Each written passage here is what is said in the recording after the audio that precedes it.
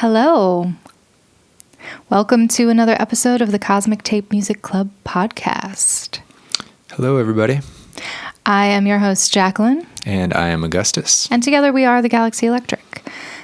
This podcast started out of the private Facebook group that we started called the Cosmic Tape Music Club, where we have conversations about innovators in early electronic music that use magnetic tape for their compositions or invented things out of that movement or were inspired by it. We call it tape music from the space age because that was the era that was also influencing it.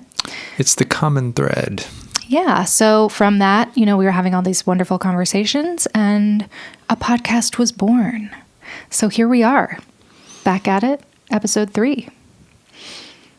This week we are covering, you gonna let me say it? Wendy Carlos.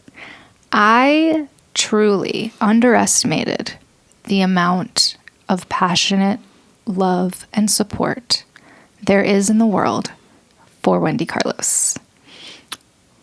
We first started, we announced to our group at the beginning of the month that this is what we'd be researching. That's what the group is all about. We pick the topic for the month and everyone shares what they know and, what their experiences are, or helps us, gather our intel. And it overwhelmed us, the amount of information. It's perfectly aligned with who Wendy is, too. The amount of information people were sending us, the amount of just love and joy that she brings to people, and As the there should amount be. of people. It's been really, really fun to have those interactions with all of you. And here we are to do our best to honor her work and how she's inspired us. Are you feeling inspired this month, Augustus? Absolutely. Wendy was musical her whole life. That seems to be a common thread we find with the people that we study. And technological her whole life. Yeah, so the things that I learned are that she started piano at the age of 6, and by 10 she had done her first composition. Let me see what that was called. That was called A Trio for Clarinet, Accordion, and Piano. Much more sophisticated than the titles I was giving my 10-year-old compositions. Speaking of, her early years and sort of her prodigy nature, so at 10, she did her first, very serious composition. And by 14, she had built a computer. This is 1953. Okay? I almost just said y'all. That's how, serious this is. 1953, she's 14, and she builds a computer, and she wins a scholarship for building this computer. And I heard somewhere that this scholarship, was the bridge to getting her into Brown for college, but that's kind of a ways off, so I'm not quite sure how that connects, but the scholarship was from the Westinghouse Science Fair. It was for high school students. So at 14, she was in high school, and very early, I would imagine, building a computer. So when we think about the timeline of that, 1953, I haven't seen, what that computer was. Yeah, we're talking tubes. But I think the transistor had been invented by then. That is not early. 100% sure. Yeah, she taught seminars about electronic music when she was still in school. Yeah, I was going to jump to that. So she did go to Brown University, and she intended to study music and physics, and is mostly credited with having a degree in physics and music. But from what I read, she didn't actually complete the physics side. She ended up crafting a unique sort of interdisciplinary study with music at the core and science, math, physics as sort of a backdrop for her interests and how that relates to music. So when she was at Brown, like I said, she did mostly study music with a sort of interest in math and science as how it relates to music. And like you said, she actually taught these sort of informal electronic music sessions. This may be off topic, but she did build her own 4-track tape recorder, in the 50s. I think when she was building still in high school, and made a lot of recordings on it, and found it laying around her studio later on and refurbished it just so that she could, get those recordings off the tapes. Oh, that's that machine you showed me. Yeah, it was really... It doesn't look like what you think it would. it was really unique in the sense that a 4-track, tape recorder may have existed for like bigger studios, but definitely not on the consumer level at that point. And if it did, it would have been really expensive. And so she was able to find a company, given the time, that had components that, you could basically make your own tape machine. And, they sold the heads and the electromechanical aspects, all separately. And like you just, chose your motor and your headstock and, what kind of preamps you wanted to use. And, you put them all together in this, in your own enclosure. I was going to say, did it come with an enclosure? Probably told you how to build. So she was able to like stagger the 1/4-track headstocks so that they would record 4 tracks at once. And as long as she played the same tapes that she recorded back on it, it would work. It would right. encode, decode and encode them properly. So she's doing DIY electronics and tape music in the early 50s. She's in high school. She's building computers. She's building 4 tracks. I do want to just touch on that while she was at... No, this is after. Yes. Okay. I want to make sure I get this timeline right. I know that there are a lot of people, perhaps you who is listening, that know more about certain aspects of things than we could ever know. Mm-hmm. So, feel free to reach out and let us know what you think about what we're saying. We're doing our best. It's like there could be a whole encyclopedia set just on Wendy. Also, we're just scratching the surface. So. Yeah, so hopefully this just gets you excited to dive into, some of these exclusive aspects. After Brown, she went to Columbia to study music composition. But of course, at that time, the electronic music studio was in its heyday. So the people she was studying with for composition just happened to be the pioneers in electronic music at the time. And while she was there, she... her student compositions, I would say most of them, if not all of them, involved tape. And that was a very common thing at the time. Like you would say, like, for flutes and tape, or, for, harpsichord and tape, voice and tape. Like, those would be the composition names. It was one of the band, one of the orchestra, tape. Yes, exactly. Like, tape was part of the orchestra, exactly. So I love tape. She did. Tape's cool. I think because, we're very interested in the sort of genesis of electronic music coming from tape. Tape's good people. Some of the compositions that she did were episodes for piano and tape. This is 1964. Pomposities for narrator and tape. I want to hear that one. That's 1965. And then Noah in 1965 was a 2-hour opera that blended electronics with an orchestra.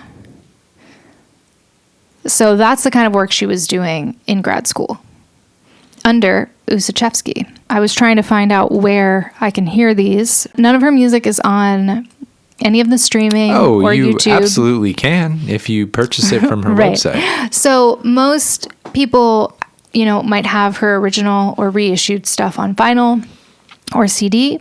She did a very thorough Wendy-style re-release of everything on CD, which if you go to her website, you can, explore those.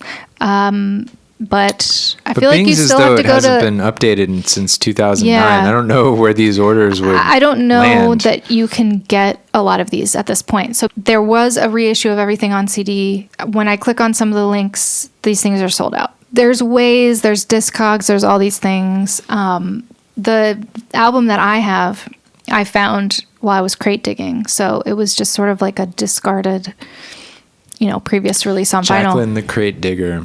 It's one of my favorite things to do, obviously. I just lucked into owning her music on vinyl. Such a good one, too. Which one?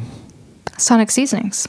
Nice. Which, that's a whole branch of itself, right? There's this whole, new age ambient side of her that a lot of people credit her with doing it before anyone else. No surprise there. But you were saying that you don't believe that the credit is directed toward her enough. Not enough. I think, yeah. The way that, Brian Eno gets to own that he created ambient music, it kind of takes over any space for Wendy Carlos to exist in that conversation. So let this be our attempt to give her some more room in that conversation. Heard her name be, synonymous with creating ambient, and right. It should be. Well, I think most people or most things, if you Google Wendy Carlos, it's going to be switched on Bach.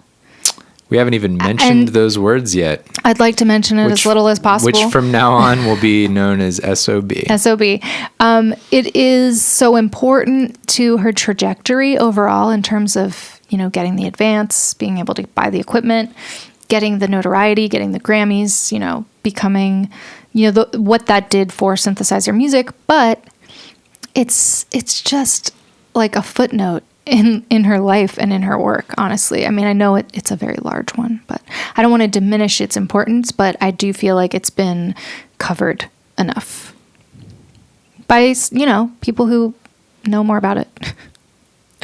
But so back to the chronology, if I can, unless you were going to say something.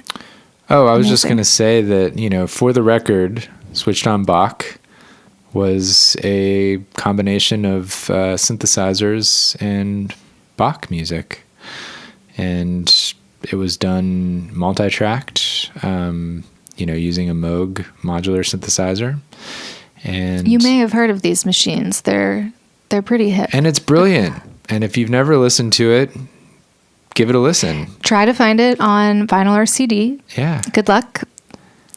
She reissued it. I think she reissued a box set on CD. I see it all the time at record stores. That has some cool extras, but you can definitely get it. But again, it takes a little bit more work than just it's a lovely loading listen. up Spotify. It blows your mind because every sound is synthesized, and you have to keep telling yourself that.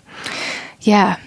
But it's a work of art and deserved, honestly, all of the accolades. I mean, just the fact that it was made and supported so well. I mean, by Columbia, a major record label. So many pieces of electronic music just didn't get the support from sort of the mainstream people in charge. But that was the whole point of this record, right? So the fact that this exists, that it was supported, that it was promoted, that, it was lauded, it sold well. So, I mean, that helps, but they didn't know that was going to happen. Right? A lot of it had to do with Rachel. Yes. So while she was getting her master's at Columbia, working in the Columbia Princeton Electronic Music Center with Ussachevsky as her mentor and teacher, he recommended that she work in a recording studio.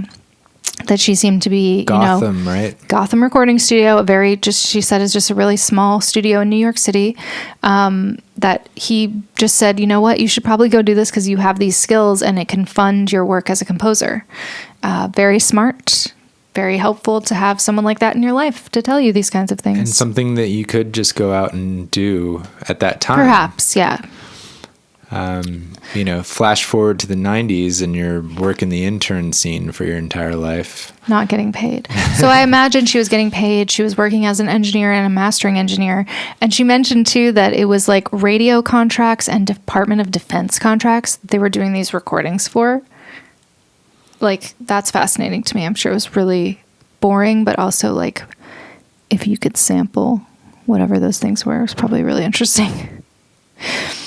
While she was working at the recording studio, she was still in school. And again, Ussachevsky, recommended that she go to the AES conference, which... Audio Engineering Society. Yes, thank you. Which at the time was, not a big deal. Just a couple people with booths. So not a big deal that she was walking around... I want to be clear about this. Everybody had gone to lunch. Everyone had gone to lunch, and she was walking around looking at different booths, and she came upon a sleeping Robert Moog. That's how not big of a deal this conference was. People were at lunch, and Robert Moog was napping at his booth. But it caught her eye because it was, synthesizers. And I don't think anybody else at the conference had something like that. And I also don't think Ussachevsky knew anything about this. Like he told her to go, and then while she was there, she stumbled upon Moog. I don't think she went there with the intention of visiting that booth. No, she didn't know what was going to be there. So she woke him up, and then, that's sort of the beginning of their lifelong friendship and collaboration. So they exchanged the data. Be in the right place at the right time and born in the right place at the right time. And that could be you too. Yeah. And Trumansburg, which is where the Moog factory was at the time, was close enough, to New York City. Sure. That, She has some really cool stuff on her website. Again, like most of our reference is from her website because she's sort of like the ultimate source of her own information, right? She did so much work to archive her life that she really doesn't, if there's not an interview linked on her website, then she doesn't approve of it. And so we tried to just not address or look at anything that wasn't sort of Wendy approved. Just because she's been so thorough, I didn't really need to go anywhere else. I did go other places, but I would always come back to her website and be like, okay, let me double check this. True story. Yeah. So on her website, she has some cool images of like the original like sales sheets for Moog and original like manuals and promo stuff. And it's all very interesting if that's something that you are into, sort of the history of Moog. She's got a good bit of it on there. Yes, there's a page called On Bob Moog that she wrote, upon his passing in 2005, yeah. But when you're in there, you can she'll link to, like, almost every other word is a link to something else that she wrote on her website, so. Well, she ended up working with him, since we're on the topic of Moog. Yeah, here we are. She ended up working with him as sort of an advisor because of, I think he respected her for her musical prowess, but also having enough of a soldering iron hand, so to speak. I was going to say there was some bit that I found where she described, when she's working on those electronic devices in her basement. And at the time, you couldn't, you kind of had to make this stuff up, right? She said you could get an oscillator, you could make white noise, but she was building devices in order to create, her goal was to get a gated circuit to do percussive sounds. And so she used photocells for attack and decay. And they transferred the light into audio. So I only say this to tell you, like, this is the kind of stuff she was doing, the way she thought, the way she spoke. So, her and Moog, I think, could speak the same language and saw value in what the other person was better at. Yeah. But she wasn't, she was on the level. Absolutely. And oftentimes would, give advice. She was sort of on staff for Moog, but she got compensated with modules. Yes. Oh, right. I was going to say that was in my section about her first compositions that she did with tape. Her first commercial release. Most people think like she did Switched on Bach and that was the first thing she did, and here we are. No, her first commercial release was Moog 900 series, Electronic Music Systems. That's the name of the album. From 1967. Which they ended up reissuing, and to this day are considered sort of like the standard, at which all their modulars are measured by. It's an introduction to the technical aspects of the Moog synthesizer. And so it's a 9-minute single-sided mono LP. And it was narrated by Ed Stokes, so it had narration by him. And so she just did the narration. She just did the music. Yeah. Okay. And so her compensation for doing this recording was to get her Moog equipment, because she obviously had to have it, to do some of these things she was doing. Yeah, she's a student at this point. No, she had just graduated. Oh, okay. And she was already working, if I'm not mistaken, in the commercial music field. So by getting this Moog equipment, she then started doing jingles. She put herself and commercials. To work. Yeah. So I think, like we said, all the people in her life and the connections she was making, collaborations, mentors, like she ended up being able to get the equipment and get some gigs, working in the recording studio, I imagine led to her doing the jingles. So while she's in this season of her life, she meets Rachel, who is working as an assistant at Columbia Records to the sort of head person there, is an artist herself, a singer, and had come to New York to be a jazz singer, but it says she was too shy to perform and things like that. I don't know the real story. We'll never really know. But she did end up working, on the production side of music. And when she met Wendy, I don't know how they go from meeting to now they're partners and they live together and they're building this studio together. But whatever that journey was, it got them there. Well, I'm not surprised. I mean, I think they Wendy is a very impressive person. That production side of things. Yeah, and had the chops, to make a business out of what she was doing. Mm-hmm. Yes, she seems to Rachel always had have the business insight side of things. To know that she was worth working together with. And once again, Wendy's very collaborative and probably saw a similar spark in Rachel. There is a page on Wendy's website just about Rachel because she feels that Rachel does not get enough credit. If you try to find stuff about Rachel, it's all sort of referring back to Wendy's website and that she deserves more credit. But nobody's really done, a bio or retrospective on Rachel herself, which I would like to know more because she's such a big part of the creativity and innovation, not just the production and the business side of things, but to be in those conversations with Wendy and tracking with her and helping her, build custom units for, her machines and to understand what was needed on the production side. Well, for this to be successful. She more or less came up with the concept of switched on Bach. She did, absolutely. So she was working at Columbia at the time and knew that they were doing this sort of series called, that they were like, we want to push Bach on the modern world. And there was this whole push around it. So obviously Rachel had the inside info that this was going on, and through having her relationship with Wendy, they came up with this idea together, which Wendy had already started playing with some ideas for this. It was a Bach revival. There's been many Bach revivals. Yes, exactly. And this was just happened to be one of them. So once again, she's in the right place at the right time. There's a Bach revival. Who better to introduce a modern way of listening to Bach than Wendy Carlos, who obviously has the chops and the interest and the ability and the innovation. Probably the familiarity too with the work. Right. Because she studied all that stuff and has been playing since she was 6. So you can't, as someone who is trained classically on piano, there is no escaping Bach. It's just, you have to do Bach. So I have some strong feelings about my experiences having to play Bach, which I did not enjoy. So it's hard for me. I have not heard these stories. There was a season of my training where I was told I had to only play Bach inventions, which are amazing. And they teach you so much and you get so much, agility and dexterity from practicing them. Oh, they were hard, were they? They are maddening. They're maddening. They're just maddening. And to do only that, it just sort of, started to get to me. So when I have a little resistance to listening to switched on Bach and caring about it.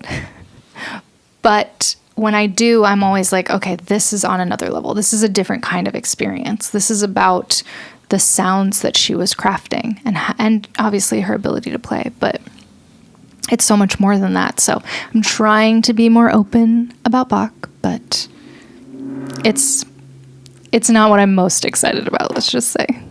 So yes, like we were saying, Rachel was a big reason why this album even existed and why it was able to be released on Columbia and why it was able to sell 1 million copies.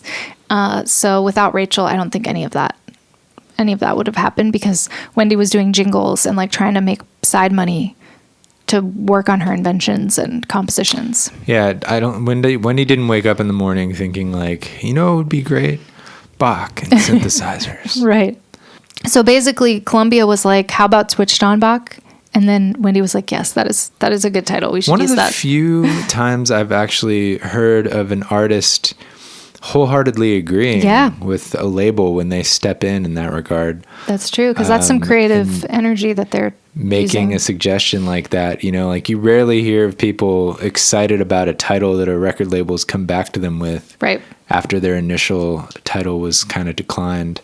But this is one of those rare cases where it was like, yeah, switched on Bach. That's what the kids stroke of genius want to hear. That's what the kids want to hear. So it did sell 1 million copies. It did go platinum. I think it was the first classical album to sell over 1 million copies and the first electronic album to chart. It was gangbusters, y'all. Gangbusters. So it brought, because it was Bach and because it was being pushed by this major label, it brought synthesizers into everyone's home. So, I mean, that was just 1968, and everyone's having to hear the Moog synthesizer. Couldn't have been better for Bob Moog to get that kind of publicity. The Mini Moog came out shortly after that. Yeah, just 2 years after. Had a lot to do with how successul that synthesizer was. Yeah, so Wendy talks about how in 1969, so it came out in 68, it didn't get its Grammys till 70, so between 68 and 70, it's like becoming well-known, right? In 69, they went on the Today Show with Bob, her and Bob, and they did a public demonstration of the synth on the Today Show in 1969. I cannot find this anywhere. So if you have your own VHS rip that you did of it or something, like, I would love to see it, because she does claim that this would have been the first sort of, you know, public broadcast demonstration of a synthesizer, and Bob got to be there too. And she was very adamant, like, I want him here. I want him to help, you know. Yeah, it wasn't Suzanne Ciani. Right. I know. I was thinking about that. I was like, when I think of that, I think about Suzanne Ciani on David Letterman, but Wendy did it first. No surprise. She got an advance from Columbia to get more Moog stuff to make this album. So, but this just catapults her. She becomes just so well known. And I think because of this, right, Kubrick heard Switched on Bach and then asked her to do Clockwork. Right. When you listen to the score of that film, you understand why. I mean, he didn't use it all. So there's Ludwig van. The Kubrick of it all, right? He will ask you to do his score and then not use your score. Obviously, we're big fans of Kubrick. He's complicated, but that's for a different podcast that we don't host. So there is a version of A Clockwork Orange that Wendy put out later of her music that didn't make it into the film, which is most of it, and longer versions of things that he did use. But I love this point because so many of the people we've talked about in previous, you know, when we were just doing this on YouTube before it was a podcast, we covered other people that turned Kubrick down for several, you know, 2001 is the most common one that he asked a lot of people to do that score from the electronic music world.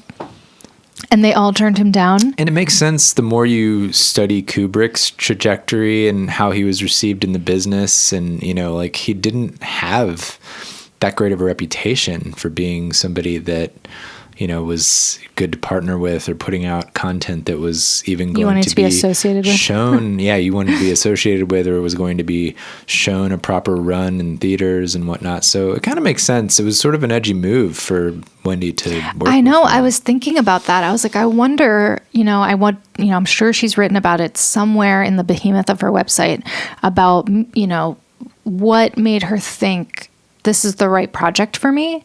And I don't know why, because that would have been her first foray into film scoring, which previous to that, she, you know, had just been doing her own compositions for an album of music. Well, it wasn't his first film. She must have been a fan of his work. Must have been. I mean, for the people who turned him down for 2001, I guess that would make more sense. But once that became such a mega hit, to be asked to do his next film, you know, she was into it. And again, you have to buy her score from her if you can find it. It's very cool, the cover, because, you know, for Switched on Bach, there's, you know, the person pretending to be Bach on the cover. And for the cover of A Clockwork Orange, the reissue that she did, because I think Columbia actually put out on vinyl the first issue of her version of Clockwork Orange score, but then she reissued it on CD, and the cover is Beethoven like passing you a glass of milk through the triangle. So I love the Ludwig van of her. You know, she understands the message she's sending through, you know, the visuals as well. very fun stuff. She's got a good sense of humor too, I think, about everything. But yeah, so she, went from being, the biggest electronic music album of all time to scoring, these huge films. And she worked with Kubrick again, and he did it to her again on The Shining. That was quite a few years later, right? So Clockwork Orange is in 72 and The Shining's in 81. She's doing a lot in between there. Something fun I read was that she included, I want to say it was with the Well-Tempered Synthesizer, she included a self-addressed stamped envelope with the with the release that was going out. I don't know, I guess vinyl. For people to tell her and mail it back to her what they wanted her to do next. Oh, wow. Like a little survey. Yeah. But she did it through the mail. And that became her album by request, where she did the cover of What's New, Pussycat? Ah, yes. That's another one of her big hits. Mm-hmm. Tom Jones. I cannot hear the name of that song without thinking of the John Mulaney bit. I'm so sorry. That's where my brain is at right now. If you have not... I think about it too. If you're even sort of a fan of John Mulaney's comedy, just Google What's New Pussycat and you'll see his bit about it. And then it's classic. Play Wendy's version in the background while you're listening to his bit. I think that's the way to go. Yeah, I should try that sometime. So she was doing, more albums, right, in between these film scores as well. And yeah, so she did The Shining. She did another film that didn't come out, which I got to find the name of. And then she did Tron. So I think Tron is so I polled a lot of people in the group. Classic film from my childhood. And on our page and stuff, how did you first hear about Wendy? And it was split between Clockwork and Tron. Yeah. So some people said that they, switched on Bach, but most of them heard about her from Clockwork and then went back and listened to Switched on Bach. Mm-hmm. And then, there's another sort of generation of people who heard Tron first. And I was reading about how she insisted on having the Philharmonic as part of it. So I wasn't sure if it was someone's hiring, Disney is hiring her to do the score, but they need the orchestra element to be there because that's sort of a classical, and I don't mean that in classical music, but sort of, a classical film score is there's going to be an orchestra, or the fact that, she's known for classical music for Switched on Bach. So we've got to have the classical element, but it was actually her insistence that she wanted that. Well, it takes a little bit of the time element and stress away from her contribution. Her doing one note at a time. I don't think she was doing it at that point, but just, to go back to, her process using the synthesizers to make this music, at the time, the Moog was one note at a time. So explain to us, Gus, how she took one note at a time and turned it into Switched on Bach. Well, I think first and foremost, she had two keyboards. Okay. So her Moog was technically polyphonic in that regard. Okay. And it was one of the first one of the first examples of that being true. Mm-hmm. But, still, I think there was a lot of multi-tracking involved. If there were chords, well, one of the things that I remember her saying was that, a lot of Bach's music is one note at a time. So that goes hand in hand with a synthesizer that is forcing you to make one note at a time. So she could do, at least one pass per instrument rather than there being a section that would involve, chordal patterns, from a specific instrument group. She could at least cover the instrument with a single pass. But yeah, and I think the other thing was that she had, at least two keyboards. So she. But would she also take, the 8-track tape recorder that I believe she says is the first 8-track? Well, I wouldn't say it's the first 8-track. It was pieced together. Out of parts, maybe an 8-track existed, but it wasn't outside of major studios. Right. It wasn't something that was easily accessible. But it was specifically so she could layer the sounds, right? So in order to create like the fullness of the tone, she probably had to map it out of the instrument, right? Yeah. She would layer like a less bright, a deeper tone. She would layer those together in order to create the tone she was going for. And she does it with such ease. She acts like it's not even a big deal, but yeah. And luckily her system was big enough. Painstaking process. But I would say, you know, the thing that I'm learning from having a little bit bigger modular system myself is that having a bigger system, having more oscillators allows you to, you know, at least make a more robust sound, you know, like with one note. Mm-hmm. Like you could blend a few different oscillators, you know, playing different intervals and, you know, get kind of a chord sound from just hitting one note. Mm-hmm. And, or at least, you know, create a timbre using multiple oscillators that ends up sounding like a realistic horn or woodwind instrument, you know, and combining elements, you know, before running them into the filter and using multiple envelopes, which she had no shortage of, you know, in order to create dynamics within the timbre of the sound. But, you know, nevertheless, quite the painstaking process.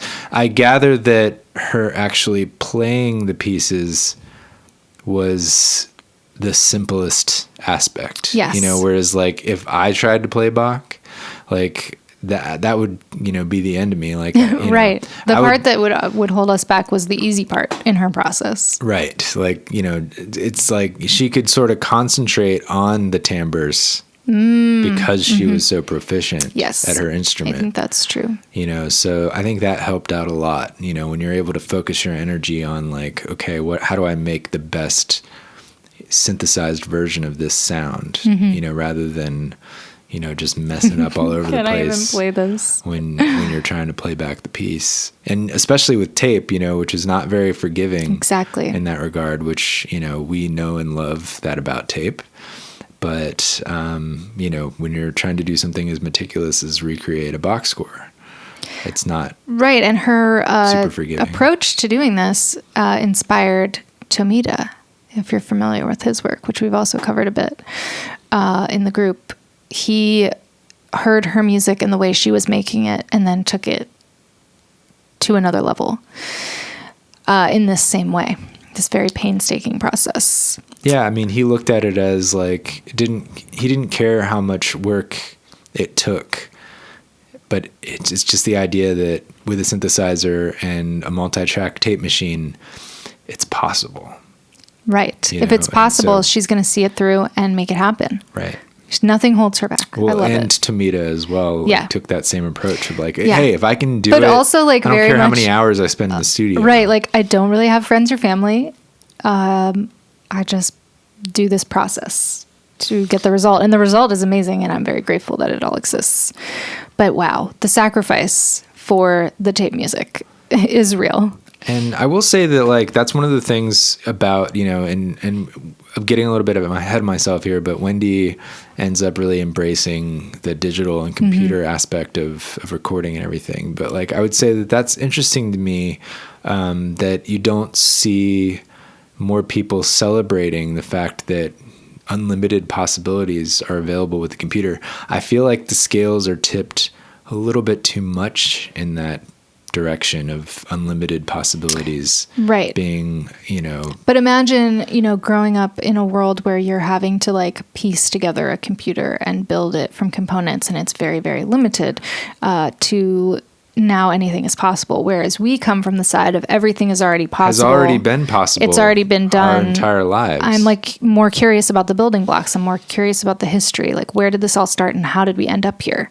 Whereas they were part of the wave that got us here. So, did you know that Stevie Wonder once came to her studio? No. I have so many little fun facts. That's somebody and who there's I've so much to talk about. Paths with multiple times. Yeah, he's a real synth enthusiast. He's a gearhead. He is serious about synths. No joke. Yeah. First time I ran into him was at NAMM. Yeah, he was like any one of us, just wandering around playing all the new synths. He was playing the Dave Smith Instruments drum machine, the new one at the time. I forget the name of it. That's Tempest. Fun. The Tempest. So he came to her studio and played with her synthesizer. And I don't know what came of it, but I know that he was really big into Moog. Yeah, he had a mini Moog pretty early on. Yeah. So they crossed paths, which is awesome. Can you imagine if they had collaborated? It didn't happen as far as I know. Something that has been coming up, a lot of people have been telling me, hey, did you know that Wendy used the vocoder in Clockwork Orange? And that probably hadn't been done before. If you, again, go on her site, we'll try to find all the stuff that we're talking about specifically and share it in the group so you don't have to dig around like we did.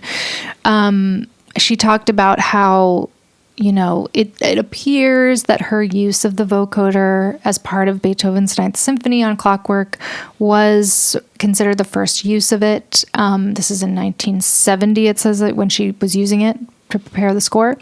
I'm not sure what first, she didn't invent the vocoder. Right.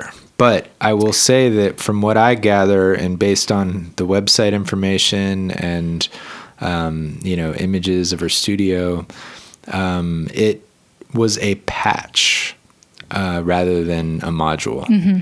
So I think she had, to get a little bit nerdy about it, she had a filter bank, 2 filter banks, one for the encoding and one for the decoding of the different bands. And there were many envelope followers, like several, like 10, 12 or something like that, one for each band for the encoding and the decoding. So it was more of a patch that was made from existing modules that she just had, Which I think she didn't even refer to it as a vocoder. It was like a spectrum follower or something. Yeah, that makes sense. I mean, that's one of the many terms that's associated with vocoding. So she was playing around with that idea. Rachel was the voice that was used. So when you hear the voice on the soundtrack, that's Rachel. But what's funny is on her website, she talks about how, so that was in 1970. She says by 1979, the vocoder was so cliche, she was over it. Because it had been used for like every sci-fi robot voice, every alien was all vocoder, and she was done with it. And it was being used too much in disco, is what she thought. So she had moved on. Those are her strong feelings about the vocoder. Too much Moroder. Too much Moroder. Oh man, Wendy Carlos covers Moroder, and it's called Too Much Moroder. Oh, there's so much. She's done so much, and I still want so much more from her. So 1979, she hates vocoders. She thinks they're over. Disco is dead. And she starts building her first digital synth. Dun, dun, dun. She built her first digital synth? So it said she was building her first digital synth in 1979. She had a lot of ideas about what she wanted to accomplish. And she knew, I think from a mathematical standpoint, that it was going to require computers to be involved. Well, she could code. And she could code. She would code these things specifically related to the microtuning. Right, which we haven't talked about yet. We haven't even talked about microtuning. I need that. Oh, that's a whole other podcast for someone else to talk about because we're not. I don't want to get into the nitty-gritty composition of it, nerds, but yeah. More or less. She invented the 12-tone scale was not good enough for Wendy. And she wanted to be able to, have some of the intervals, have different relationships to one another tuning wise. And that's the gist of it. Well, she felt that the 12-tone scale was out of tune. Right. And that's the gist of it. She wanted a better sounding major triad or whatever. Yeah. So she developed the alpha, beta, and gamma scales, tunings, which are considered like some of the most pure. And if you have Digital Performer, you can download the actual tables. I don't even know what that is because I'm not a Digital Performer guy, but you can download the tuning tables from her website, which is pretty cool. She was really about, building these things out and then sharing them as well. So with the Switched On box set, she also included, you could download a synthesizer that she built. Like a soft synth. This is 1999. Then she put this out, and there was like all these extras and, more information on the making of it and stuff in the booklet, but there was also like a lot of downloadable stuff. She was super into MIDI. In 1999, when you'd get CDs, they would have like other stuff. Oh, yeah. They would be what was called a Yellow Book CD, which is a CD-ROM. Oh, I forgot you know a lot about this, and you were going to jump right in. Yeah, there would always be like extra files or other things you could download as part of the CD. Mm-hmm. CDs were crazy. The height of CDs was, what a ride. She also compares herself to Disney, which I don't know if she always felt that way or after working on the Disney film felt even more that way. But she said the way that Disney works with animation, that they have to go frame by frame, right? Like the meticulous work of animating, she compared to how she builds the color and the tone of her sounds. Because she was really into additive synthesis later on, which involves, just using tone palettes, the one that she used. I was just reading about it. It's called the Synergy. And you could get 24 tones that could be switched out with like tone cards. And I would think of it as like adding, harmonics, like you can just add different harmonics with little sliders. But I guess in that particular synthesizer, they're called tones. And, it works similarly to like an organ where you're like adding the harmonics together to form more complex timbres. She was into a lot at this time, especially, I think, when she got into, Rachel moved to France in 1980 and, she's doing more film scores and she's working in digital synthesis and she's just exploring and inventing and trying all of these things and seeming very happy and fulfilled. And then, once CDs came out, she felt that CD was the superior format. She was not a big vinyl fan. She doesn't understand why anyone would want to go back to that. CDs are the ultimate. Wait to go digital, MIDI, CD, and get away from the Moog, honestly. Like, she still would use it for auxiliary stuff, but like, that the latter part of her career where she got into digital was her happiest time, I would say, in terms of like her synergy with the gear, no pun intended. No, I would say that's absolutely true because like I feel like her mind moves at the rate of a computer.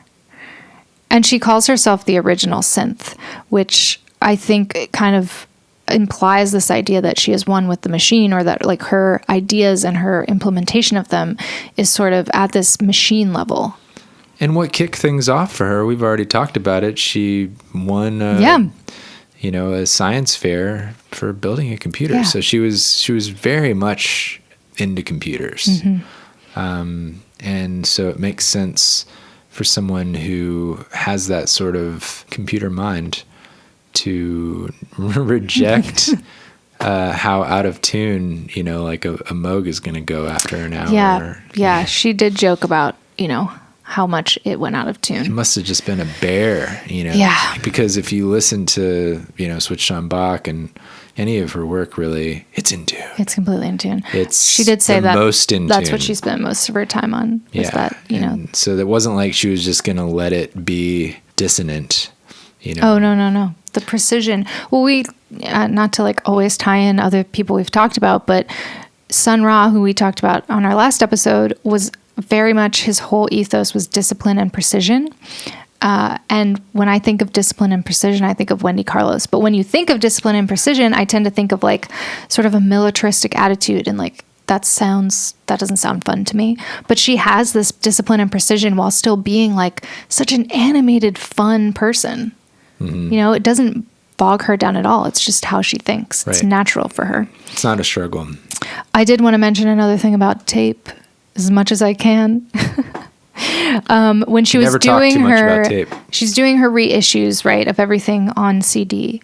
Well, she has to go back to her master tapes to do this, right? So there was a period between 1980 and 1985 where Ampex started using polyurethane-based binders, and she did not like this, and they did not hold up as well. And she was very upset because this now became the standard. So she was using Ampex and 3M tapes for her masters, and Ampex started this trend, and then 3M jumped on it, even though it was clear that this was not the way to go. So for those who are familiar with tape, that's known as the sticky shed syndrome. It's a real problem. Like I'm actually looking at a box of old tapes right now, and some of them have that, and they definitely leave a residue. So I can understand her frustration with that. I mean, she's absolutely, joins, pretty much every engineer in being annoyed that happened all of a sudden. It's like things were fine, tapes weren't falling apart, and now all of a sudden they are. And it's just because of a manufacturing decision. And why wasn't the tape company smart enough to know that this was going to happen? And was it like a cost thing, or was it they thought it was an innovation? Like, I don't understand. I don't know I've never heard anybody talk about the benefits of that design but choice. It was only for a time. And then I guess no tapes were made after that. Right. So. Well, I mean, it might have led to the downfall of tape. It could have. It probably did. That's the they were case like, for a lot of and things. they shed. So let's move on. So there's a period of time where her master tapes are extremely fragile, similar to, Delia Derbyshire's archive. They listen to them once, they archive them, and they put them away because they're not going to last. But, prior to that, they're in good shape. She did say, she's not like super anti-vinyl, but she just says like CD is better only if the original master tapes are good and were mastered in a way that you can, she remixed and mastered, everything for CD. But not only did she do that with CD, she also did that with her photographs. Right. She would constantly be like finding the original negatives or the slides and retouching them up in whatever the newest version of Photoshop was. So I'd say remastering was, something that she was big on. When the better technology came along, she was like, finally. She couldn't wait. Now I can go back to my original prints and masters and make this what it was meant to be. Which makes sense. I mean, I remember, pretty much the entire CD era, and it was very common to see your it was how they sold really the CD version, was to say it was remastered for CD or remastered for digital, remastered for compact disc, and that was a big deal. So the idea that Wendy was into that was very much of the times. It was an era of like excitement around digital and, happy to archive, analog, because you didn't have to worry about the deterioration. You know? It is a good thing. And that's why we always say, like, we're not purists about tape. I mean, I kind of to an extent, but I just mean that we do have computers and, I want to keep my tapes too. And we want it all, remaster them in 20 years from now. I think it's good to keep the original. We're definitely passionate about the tape format. We record the tape. Yeah. I come from a computer music background and had digital synthesizers before I had analog ones. So just, as we wrap up this conversation, which could go on for centuries, I just want to hit, that she invented ambient music. And I'm just going to say that because I believe she deserves more credit for it. So if I say that, it'll create more conversation because at least 7 people are going to tell me that I'm wrong. And then we'll get to talk about it. I think she invented New Age. Her album, Sonic Seasonings, please come at Augustus for that, not me. Sonic Seasonings came out in 1972. So put that in the timeline. She was very, excited by this type of new age music as well. She didn't want to only make classical music with synthesizers. And she also really didn't want synthesizers to be thought of as only sci-fi sound effects, which, is kind of what we love them for. But we get it. She was trying to expand what people thought of synthesizers for, that they can do so much more than just make bleeps and bloops. Well, in a way, we're sort of taking it back the other direction. We're saying anything is, you can recreate any instrument sound with a synthesizer, which was like the thing to do in like the 80s and 90s. Right. We're saying like, what if they were just effects? What if it was just... And what if those effects created melodies and rhythm? And and what if it just reminded you of outer space? What if these were just effects devices? And how we are made of the same elements that are in outer space. Speaking of outer space, Wendy was also an astrophotographer. Now I feel like I'm leading a tour around the Wendy Carlos Museum. Now Jacqueline's ready over to speak here to the right, this you can see stuff. her display of astrophotography. Well, she specifically solar eclipses.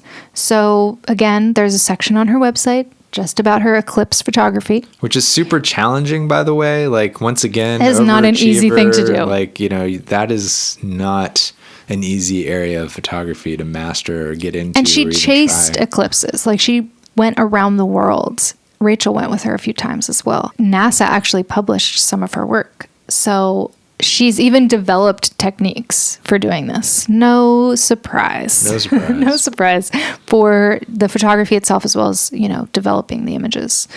So that's a fun thing for you to explore on your own time, is looking at her photography and her techniques for that, if that sounds interesting to you. Another thing that we were really trying to find out more about was, we know that she was big, you know, into Moog. Obviously, she worked with Bob Moog to develop a lot of things that, you know, we kind of take for granted today. One of which is that she's the reason for the touch-sensitive keyboard, or, you know, depth-sensitive. Yeah, like the velocity-sensitive, if you will, but not called that necessarily back then. So as you press the key, you know, like on a regular piano, how hard or soft you hit it has, you know, an effect on the dynamics. Right. And so she needed that. And so Bob Moog made that possible. And that was the first known, you know, synthesizer keyboard to have that element.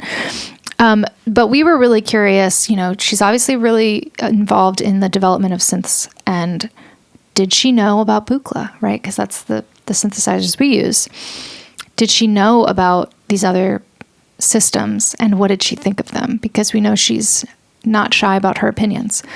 Well, the fact that there's no comments that we could find. I found one. Oh, you did? Yes, which I need to find it and read it. But in the June 1971 edition of the Whole Earth catalog, she contrasted the Moog, the Buchla, and the ARP. Because that's what would have been around in 1971. I don't know what she thought about them because I haven't found this article, but that's what she wrote about. And she also... cliffhanger here. I know. She dismissed the Putney, the EMS Putney, and the Mini Moog. She thought they were cash-ins. So she didn't like them. She didn't think that they were worth her time, which, you know, I get that it's not worth her time, but for a lot of people, that was their entry point because it's a smaller, more affordable system. You know, they can get into synths that way. Well, neither synth was. But I want to know what she thought about Buchla. Controlled very well, especially the Putney. From what I read, like, you know, you could not make that thing play in tune. So I could understand why right off the bat, you know, that would upset Wendy.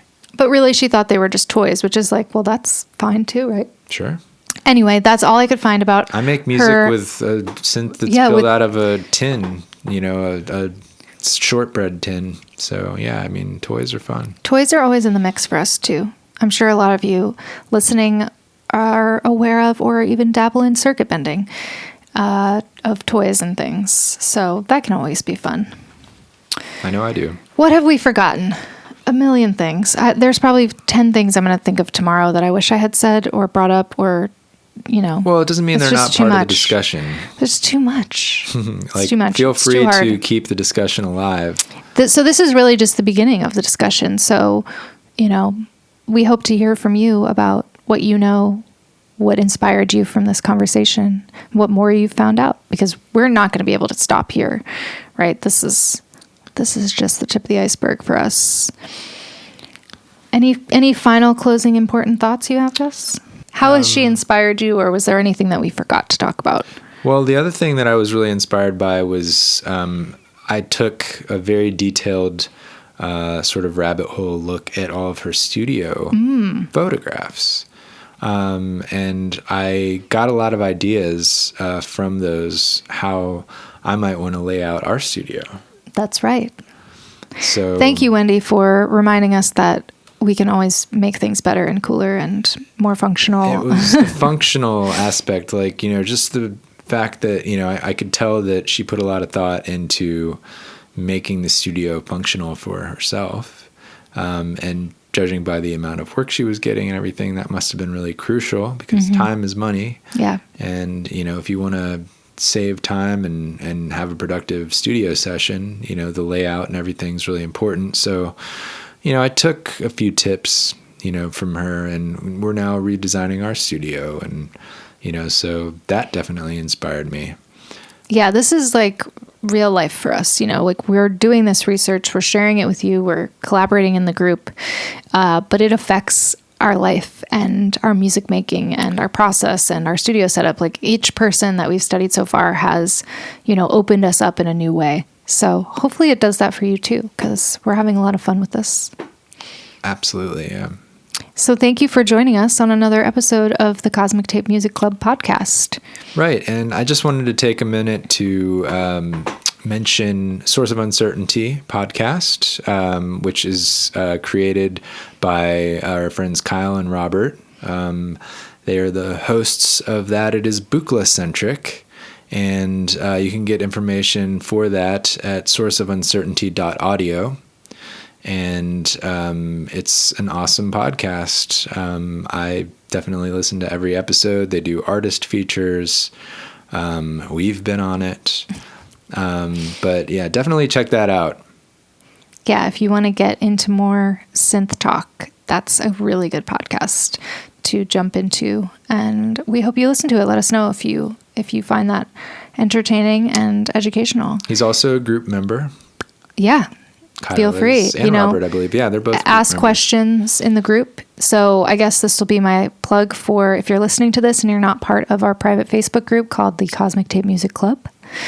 Please join us there. We'll put a link in the show notes so that you can find that easily. But it's important to mention that is the forum by which this podcast was created. Yeah. So it started out as just something that we were doing for fun, covering people very informally. And I know, but it started with the Facebook group, and so the Facebook group is still a very integral part of our. Yeah, it's been. I think we just hit 2,000 members like yesterday. Of our mission. So I should have celebrated that more, but it's been really fun, just people that we would never meet otherwise, and getting to have really in-depth conversations about things and getting advice and, being led down rabbit holes, constantly. And just knowing that there's other people out there who are nerdy like us, who care about this stuff and want to know more and want to keep it alive. So it's been really fun. Cosmic Tape Music Club on Facebook. We'll put that link in there for you to join. We hope we see you there. You can also email us, we're out there. You can find us, but please let us know. If you're enjoying this podcast, you can leave a review. Should I plug that? I should probably tell you to leave a review. It helps other people find us and, grows the community so we can keep this going. So leave a review. Let us know what you think. Join us in the group, and we will see you next time. See you next time.